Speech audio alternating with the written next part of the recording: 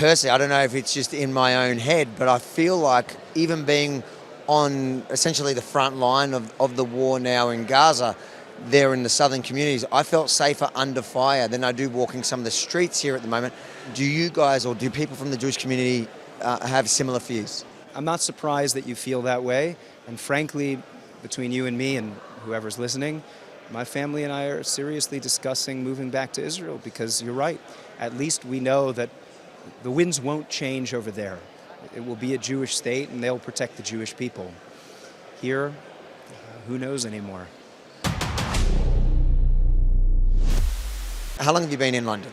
I've been here a little over 6 years. Originally from New York, moved to Israel to study, got married there, studied for a lot longer than I thought I would, and then we moved here to come teach and work with young Jews. That's what we're here for. And so what's your role here? I get to do all the benefits of being a rabbi without all the downsides of being a pulpit rabbi. So no funerals, no, board of trustees. All I get to do is just have interesting conversations with young Jews, mostly campus students. And we run educational programs to educate people about what it means to be a Jew. Now, I haven't been here very long. I got back from Israel for this event just Sunday night. But something that, personally, I don't know if it's just in my own head, but I feel like even being on essentially the front line of the war now in Gaza, there in the southern communities, I felt safer under fire than I do walking some of the streets here at the moment. Do you guys, or do people from the Jewish community have similar fears? Yeah, well, I can't tell you whether or not I would feel safer in Sderot than I would here, because I've never been to Sderot. But I certainly can tell you that I've never been worried about living as a Jew in England until these past 3 weeks. Personally, I've been in places that have felt hostile. And I can tell you that a lot of my students who are on a lot of the London University campuses, LSE, UCL, King's, they are terrified. They get it from all sides. The students harass them, tell them you're being brainwashed. They don't even speak up about Israel. They just identifiably look Jewish and they're attacking them. And the worst thing is they get it from their professors too. The professors, they're not politics professors, they're nothing. It's like your art professor gets up right at the beginning of the class and says, I can't start this class without saying how tragic I feel and how terrible it is for the children of Gaza who are being massacred, with nothing to say, radio silence about Israelis who are also massacred, right? I think it's so repugnant for somebody in a position of authority, like a professor. Education is supposed to teach you how to think, not what to think. These people are confirming all the worst biases that these students have. It's so, so tragic. One of the things that really stands out to me is, you've seen massive rallies here, 100,000 people they reported on the streets, and you see jihadi flags openly being waved. But an odd alliance that I think we've seen over the few years, but it's really standing out now, between, far left, either socialist groups and LGBTQ groups waving their flags in there. What's your reaction to what I can only describe as an unholy alliance of, I don't even know what they have in common?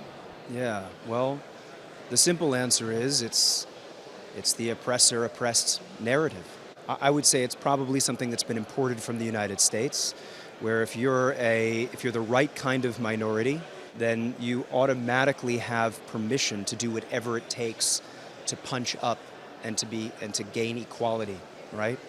So that, I think, is the justification for some of the worst. I mean, people are literally justifying murdering families. And the reason why they're saying is because put it in context. Look at the sentence should stop there.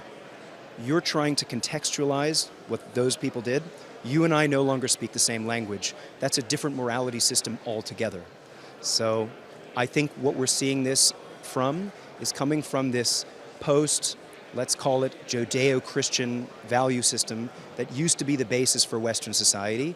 And now a lot of the newer generations, ever since the 70s when mainstream religion has been in decline, so a lot of people are turning to these alternative ideologies, which are very religious in nature, and I think it's a vacuum. And so they're turning to these very antiquated almost, prehistoric types of morality system, where it's like, well, let's justify the wrongs in the quickest way possible, because people are no longer patient today and no longer humble and no longer are willing to say, I don't know the answer, or let's give it time. Let's just find the quickest way to just break even, whether it involves violence, but what they don't realize is you're winning the battle and losing the war. Because one day you're going to be on the other side of that equation, and people will use your arguments right back at you. So it's terrifying. When I said I feel safer in Sterot, the only reason why I feel safer in Sterot at this point is at least there, I feel like you have an army there to protect you. You do have the Iron Dome, you have bomb shot, there's something you can do. Whereas when I'm walking down the street here, I feel like if they spot you as a Jew, you've got no defense. Yeah, man, I've heard someone say they feel like a stranger in a strange land, which is a quote from Moshe, right? And you are at the whim of whoever is in power. And thank God, the British Prime Minister, the American President are for now supporting Israel.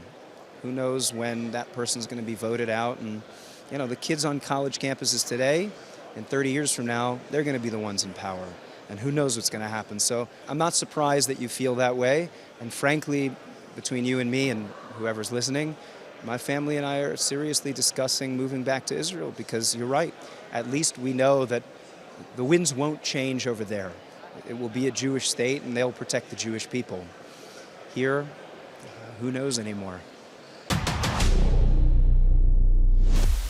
If you enjoyed this little interview that I've just recorded in London, yes, I'm in London. I've gone from the Israel-Gaza border to the ARC Forum here in London. If you enjoyed it, make sure to like, comment, but most importantly, share it far and wide. And if you want to see more of my reporting about the conflict from the front line over the last 2 weeks, and there's still some more content still being produced as we speak, go to thetruthaboutthewar.com. Thetruthaboutthewar.com. Check out all the stories and share them. And I'm doing plenty of other interviews here at the ARC Forum. They'll be produced and published over the next few weeks. But in the meantime, while the war is still raging, the ground operation is underway in Gaza, we'll make sure to put out these stories first. Thetruthaboutthewar.com.